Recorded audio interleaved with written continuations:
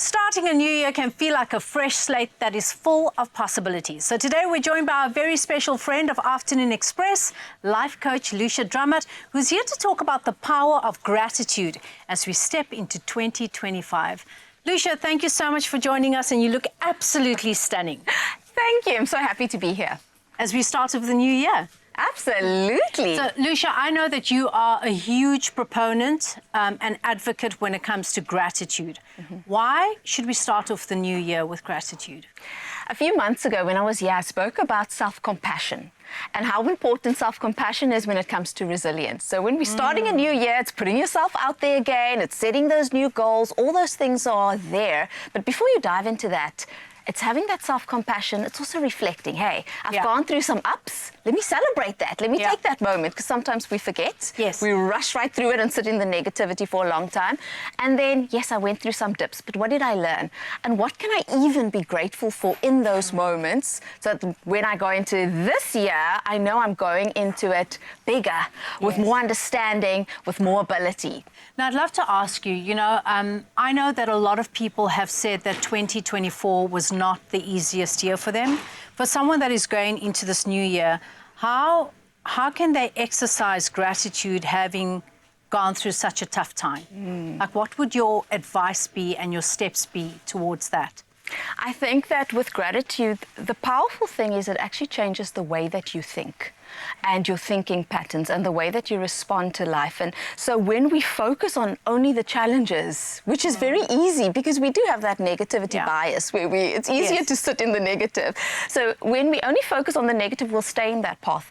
But when we start to cultivate our pathways for positive thinking and for also gratitude, it helps us to see more positive things. So yes, if you're in that negative space, you're just going to see a lot of negative. But if you kind of pull yourself out and say, okay, I'm going to, even if I just have to be happy that I'm breathing, right? I'm going to start with, I can breathe. I can dream about what I want for the future. I have someone I can pick up the phone and call.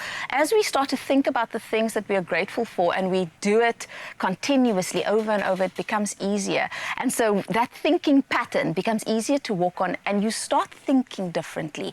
You start seeing things you didn't see before. And I've seen this with my clients as well. First of all, thousands of people die daily. And so when we get up in the morning, we get to get up.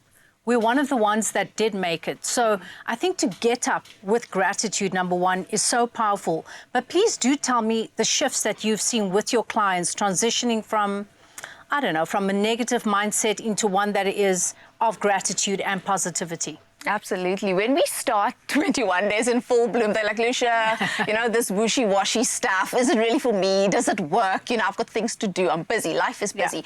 But when they go on this journey and they start thinking about their thinking, they see how easily they go down this spiral of negativity. Just wait. I love what you said there. When they start thinking about their thinking, that is so powerful.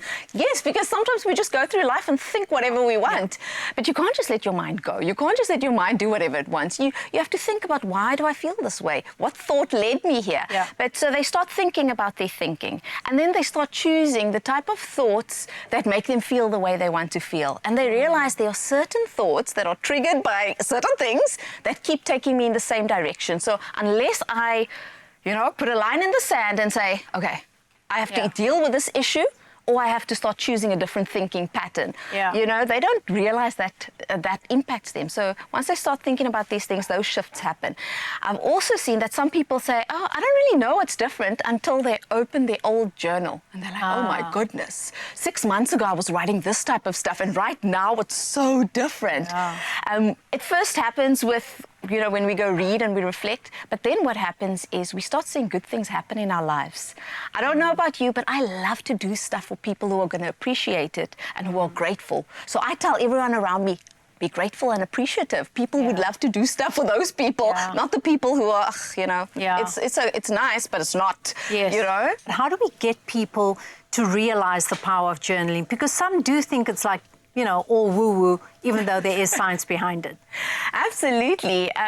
So I think sometimes giving people structure, because if you're faced with that blank sheet, you might not know what to say. Yeah. So maybe in the beginning, so with 21 Days in Full Bloom, what I do is I have people write down 3 things, only 3 things they're grateful for. And then we go through 3 negative thoughts that you've picked up that keep coming up, right? Okay. So you write down those 3 negative thoughts so that you know as you advance, oh, I don't have those thoughts I had 6 months ago. Do you write them at the end of the day or during the day?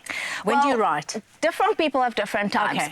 I'm a morning person. By the end of the day, with all 3 my kids, getting them to bed, I'm done at the end of the day. So I'm a morning person. But some people, their mornings are crazy and they just don't have the capacity. So find a time that works for you. Okay. If that's lunchtime, do you. Yes. For me, I love the mornings and it sets my tone for the day and I know I go into that day. Sometimes I like to reflect at night. Just read through, oh, you know what, I started the day with this. Did I actually get to that point? Yeah.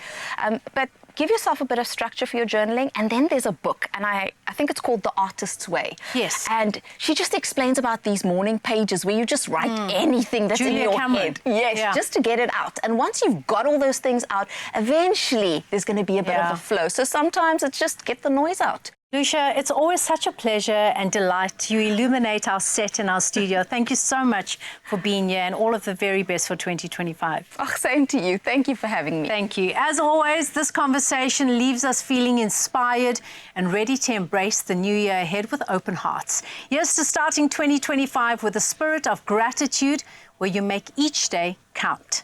Stay in your seats because after the break, we chat about budgeting for a bright 2025 and we make a midnight mocktail. So we'll see you in a bit.